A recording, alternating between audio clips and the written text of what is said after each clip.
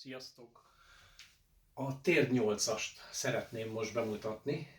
Ez a térd 8-as felülnézetbe egy 8-as vagy végtelen alakot jelent. A térded mozog 8-as végtelenített pályán.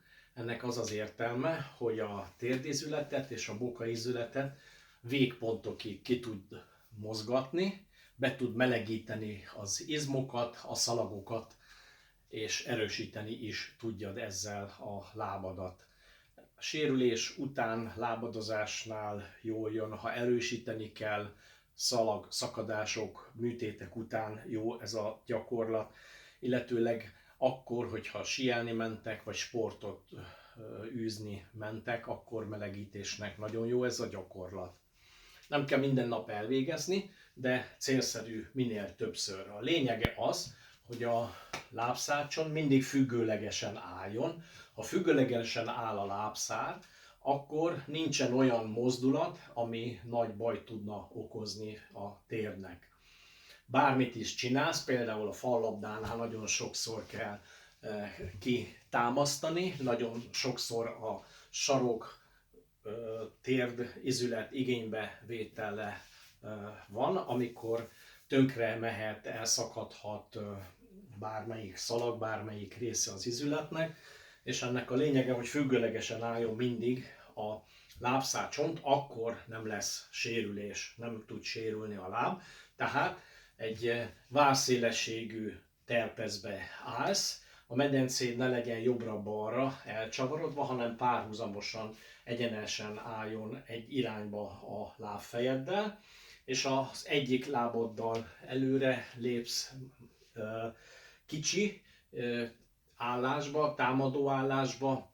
Ez hátsó láb az lehet vele párhuzamos is, vagy ha csúszik a hátsó lábad, akkor keresztbe is teheted, kifele fordítva a lábfejedet. Lényeg az, hogy függőlegesen álljon a lábszárcsontod. Ekkor, ha kifele kezdjük, akkor maximálisan, ameddig bírom, kitolom az izületet, külső lábérre állok, előre megyek, ameddig úgy érzem, hogy ebbe az állásba kényelmes, áthozom a másik oldalra, majd vissza a középső állásba, amikor függőleges a sípcsontom. Majd ennek megfelelően hátra hozom befele, teljesen hátra emelem, vissza, kifele a függőleges pozícióig. Ez egy fölülnézetben 8-as vagy végtelen jel, amit mentem. Ennek a lényege, hogy átmozgasd, átmelegítsd a térdedet. Ha néha megcsinálod, érzed, hogy hatalmas különbség ezzel vagy enélkül kezdeni a napot vagy a sportolást. Hogyha úgy érzed, hogy ez már nagyon jól megy, akkor lehet nagyobb terpezbe, vagy még nagyobb terpezbe is csinálni ezt a gyakorlatot, akkor természetesen több erőt fogsz a térdedre ráengedni. Tudod a törzseddel is szabályozni, hogy mennyi súly menjen erő a térdedre, és ott is ugyanígy tudod végezni ezeket a mozdulatokat. Ezt javaslom akkor is csinálni, ha nem fáj semmit, hiszen segít a térdnek, az agynak memorizálni ezeket a mozdulatokat.